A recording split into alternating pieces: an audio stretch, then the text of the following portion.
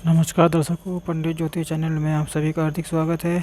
आज मैं आपको बताऊंगा कि किस स्थिति पर दूसरे का अन्न खाने से कितना पुण्य नाश होता है और इसका प्रायश्चित क्या है, विधि क्या है। वीडियो पूरा अंत तक देखिए एवं वीडियो देखने से पहले हमारे चैनल को सब्सक्राइब कीजिए, वीडियो लाइक कीजिए। व्हाट्सएप, फेसबुक, इंस्टाग्राम एवं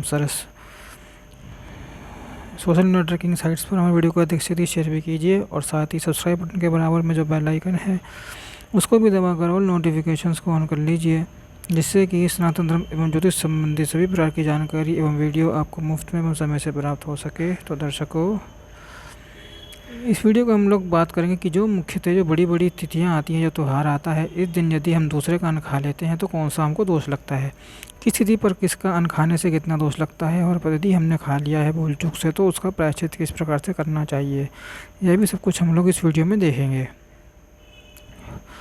देखिए, गरुड़ पुराण में वर्णन आता है कि परान्नम च परस्वम च परश्च परस्त्री परमेश्वरणम वास च शक्रादिपि हरिचयम। इसका अर्थ है कि दूसरे का अन्न, दूसरे का धन, दूसरे का शैया पर स्त्री, यह सब कार्य साक्षात देवराज इंद्र की भी श्री यानी लक्ष्मी और पुण्य और तेज का हरण कर लेते हैं। तो देखिए, सभी तिथियों में ना मुख्य तिथियां हैं अमावस, संक्रांति और ग्रहण काल।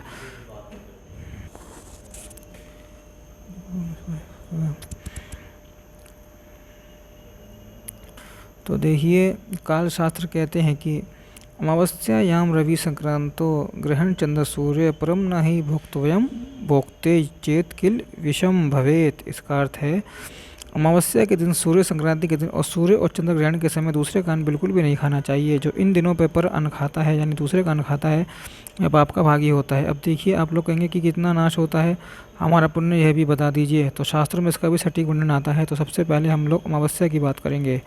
धर्म सिंधु और स्कंद पुराण में इसका वर्णन आता है कि अमावस्यायाम रवि संक्रांतो ग्रहण चंद्र सूर्यो परानम नहीं भोक्तव्यम मासे पुण्यम विनश्यति मासे पुण्यम विनश्यति। यानी अमावस्या के दिन यदि आप दूसरे का अन्न खाते हैं तो आपके 1 महीने का पुण्य अन्नदाता को मिल जाता है, अथवा तो आपके 1 महीने का पुण्य नष्ट हो जाता है। बात करें जब पूर्णिमा की, तो पूर्णिमा के लिए शास्त्रों में वर्णन है कि पूर्णिमायाम तो भोगते परम मोह मोहित अर्धमदस्य पुण्यम तु तस्य नस्ति निश्चितम। इसका अर्थ है कि जो मोहवश पूर्णिमा के दिन दूसरे का अन्न खाता है उसके आधे महीने का पुण्य यानी एक पक्ष का पुण्य यानी 15 दिन का पुण्य निश्चित रूप से नष्ट हो जाता है या अन्नदाता को चले जाता है। अब अगली तिथि आती है एकादशी और द्वादशी।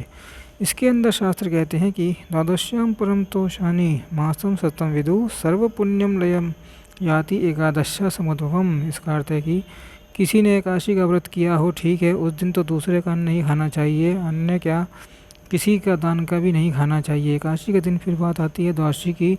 आपने एकादशी का व्रत किया, फिर द्वादशी के दिन सभी को पता है कि पालन किया जाता है, लेकिन द्वादशी के दिन दूसरे का अन्न खाने से कुत्ते के मांस खाने के समान माना गया है।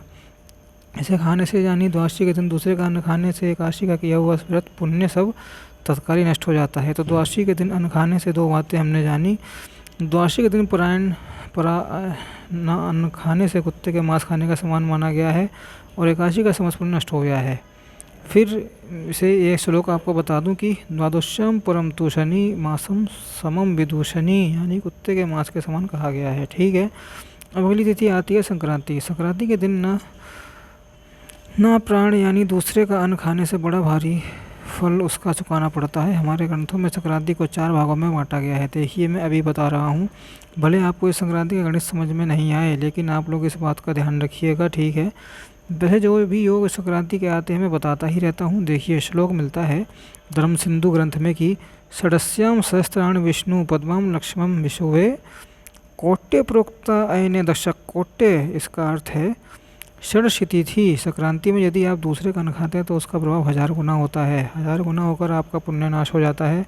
विष्णुपति संक्रांति में यदि आप दूसरे का अन्न खाते हैं तो उसका 1 लाख गुना प्रभाव होता है, यानी उस प्रभाव से आपका पुण्य 1 लाख गुना नाश हो जाता है। विष्णु संक्रांति में यदि आप खाते हैं दूसरे का अन्न तो करोड़ गुना पुण्य नष्ट हो जाता है। और आयन यानी जैसे उत्तरायण आता है, दक्षिणायन आता है, उत्तरायण यानी मकर संक्रांति, इस दिन यदि आप दूसरे का अन्न खाते हैं तो 10 करोड़ गुना होकर पुण्य नाश होता है हमारा। देखिए, यही स्कंद पुराण में वर्णन मिलता है कि मकर संक्रांति के दिन दूसरे का अन्न खाने से 6 महीने का यानी 6 मास का आपका पुण्य नष्ट हो जाता है। और विष्णु संक्रांति साल में 2 बार आती है। इसमें दूसरे का अन्न खाने से 3 महीने का पुण्य जलकर भस्म हो जाता है। और धर्म सिंधु में है तो स्पष्ट रूप से लिखा गया है कि संक्रांति पर दूसरे का अन्न हम लोग खाते हैं तो अगले 7 जन्मों तक पशु योनि में व्यक्ति भटकने रहता है, और जब उसे मनुष्य योनि मिलती है तो वह दरिद्र होकर पैदा होता है, यानी गरीब होकर पैदा होता है। इसका श्लोक भी मैं आपको सुना दूँ। संक्रांति है प्राणम तो भूकते व ज्ञान, दुर्बल स तिर्यक योनि मापनोति सप्त जन्म सुनिश्चितम। तो इन सब तिथियों से बचना चाहिए। ये सब मुख्य तिथियां हैं, ठीक है, इनका आप लोग ध्यान रखिएगा। फिर अब प्रश्न उठता है कि हम लोग किसका अन्न खा सकते हैं। कभी कभार हमको अपने रिश्तेदारों के यहाँ जाना पड़ता है, कुछ ठूसना पड़ता है इन तिथियों पर, तो उसके लिए शास्त्र क्या कहते हैं। शास्त्र आपको निर्देश देते हैं कि आप कहाँ कहाँ पर अन्न खा सकते हैं। शास्त्र कहते हैं कि मातामहं मातुलं च स्वस्त्रियं ससुरं गुरुं देहेत्रियं पिट्पतिं बंधुम ऋत्विक याज्ञो च भोजत। इसका अर्थ है कि नाना यानी माता वहाँ यानी आप अपने नाना नानी के घर का अन्न खा सकते हैं, उसमें दोष नहीं है। मामा मामा के घर अथवा तो मामा भले ही नाना के घर में लग रहते हो, कहीं दूसरी जगह बसे हो, मामा के घर का भी आप लोग भोजन कर सकते हैं। ससुर के घर का आप भोजन कर सकते हैं, वहाँ पर दोष नहीं लगता। गुरु के घर माना गया है, फिर निकट बंधु बांधवों यानी जैसे आपके भाई हो गए, कज़न हो गए, उनके यहाँ खाना खा सकते हैं, उनके यहाँ पर आप लोग अन्न खा सकते हैं। आपके पिताजी हो गए, उनके यहाँ भी आप लोग अन्न खा सकते हैं, वहाँ का दोष आपको नहीं माना जाएगा। फिर वह भाई चाचा का ही लड़का क्यों ना हो अथवा तो आपके कुल खानदान का ही क्यों ना हो, कुटुंब का क्यों ना हो, पर आपका दोष नहीं माना जाएगा, ठीक है। इस बात को आप लोग समझिएगा। अब देखिए, कोई बहन हो या उसका ब्याह होकर वह ससुराल चली गई है, ठीक है, तो आप उसके ससुराल में जाकर अन्न खाएंगे तो वहाँ पर दोष लगेगा।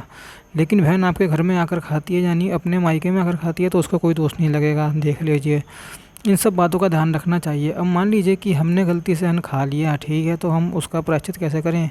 बाद में हमको याद आया कि अरे आज तो संक्रांति है, आज तो पूर्णिमा है, आज तो अमावस है, आज तो ये है, आज तो वो है, अरे आज तो ग्रहण था, अरे आज तो अमावस था, पूर्णिमा थी, द्वादशी थी। बाद में जब हमको याद आए तो उसके लिए प्रायश्चित क्या है, तो इसके लिए ये भी प्रायश्चित हमारे शास्त्रों में बताया गया है। सबसे पहला प्रायश्चित बताया गया है उपवास। शास्त्र कहते हैं कि अज्ञानदा भक्त्वा परम त उपवासम समाचरेत शुद्धते तस्यम पापम च नात्र कार्य विचारणा। यानी यदि गलती से पराने अन्न खा लिया तो उपवास यानी एक दिन का व्रत करना चाहिए। जैसे आज हमने अन्न खा लिया तो कल का व्रत कर लें, तो इससे हमारी शुद्धि मानी जाती है। दूसरा सबसे अच्छा उपाय जो शास्त्रों में मुझे लगता है कि यावनम ग्रसते ग्रासम परश्च मानवतावंतम द्विगुणम जातते पापात प्रमुच्यते। यानी मनुष्य दूसरे के अन्न के जितने कोर खाता है उससे शुद्धि के लिए उसकी दोगुनी मात्रा में अन्न का दान करना चाहिए। ऐसा करने से वह पाप से मुक्त हो जाता है।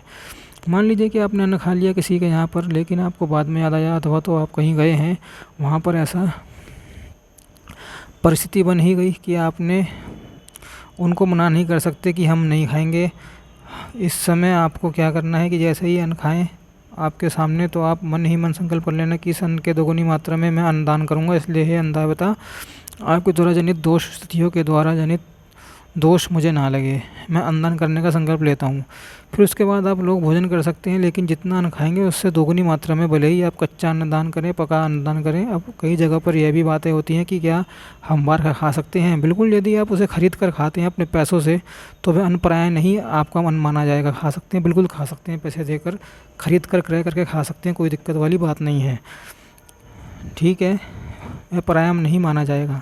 मैं आखिरी में यही कहना चाहूँगा कि पर्व और जो त्यौहार होते हैं, जो उत्तम तिथियाँ होती हैं ना, वह कमाई करने का दिन होता है पुण्यों का, उन्हें गंवाना नहीं चाहिए। उन तिथियों को हम लोग खोने में ना लगा देते हैं, अर्जित करने में लगाएं। जितना हम लोग पुण्य धन कमा सकते हैं, पुण्य धन कमाना चाहिए। दूसरा एक प्रश्न आता है, जब अभी मैं ये वीडियो बनाता हूँ कि दूसरे का अन्न नहीं खाना चाहिए उस दिन, लेकिन दान जरूर करना चाहिए, तो लोग प्रश्न करते हैं, कई अज्ञानतावश प्रश्न पूछ लेते हैं कमेंट में भी और वैसे भी, कि आप कह रहे हैं कि अमावस्या के दिन हमको दूसरे का नहीं खाना चाहिए, तो क्या हम दान करके दूसरे के पुण्य को खींच लें अपनी तरफ, उनका पुण्य भी तो नाश होगा। जिनको हम लोग दान करेंगे नहीं, जिनको आवश्यकता होती है आपको उन लोगों को दान करना चाहिए। दरिद्र नारायण को कई बार क्या होता है, भंडारे लगे रहते हैं, हम लोग मौज मस्ती में जाकर खाना खाने चले जाते हैं वहाँ, तो उसमें दोष माना गया है। सच में जिसको भंडारे की आवश्यकता थी, दरिद्र नारायण को यदि आप अन्न देते तो भगवान आपको पुण्य देता, ठीक है। उन दरिद्र नारायणों का पुण्य आपके पास तो नहीं आएगा, लेकिन हाँ उनका पेट जरूर भरेगा। उनके अंदर जो भगवान है, उनके अंदर जो परमात्मा है, वह संतुष्ट जरूर होगा और आपको भी वह तृप्त करने में समर्थ है। वह परमात्मा तो ऐसा ना सोचता कि हम उनका पुण्य खींच रहे हैं। उनको आवश्यकता है दीन। दान इसलिए बनाया गया है कि जिनको आवश्यक हो उनको आप लोग दान करें, ताकि आपके अंदर का देवत्व जागृत हो।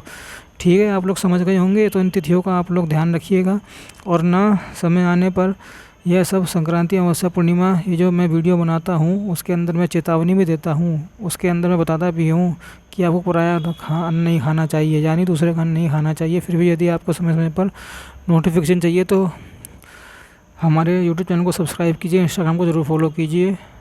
और जब तक के लिए मिलते हैं अगले वीडियो में। ओम नमो नारायणाय, ओम नमो भगवते वासुदेवाय। प्रस्तुति कैसी लगी कमेंट बॉक्स में बताएं। और जन्मपत्री विश्लेषण हेतु और जैविक समस्याओं का समाधान हेतु डिस्क्रिप्शन बॉक्स में दिए गए ईमेल आईडी द्वारा हमसे आप संपर्क कर सकते हैं।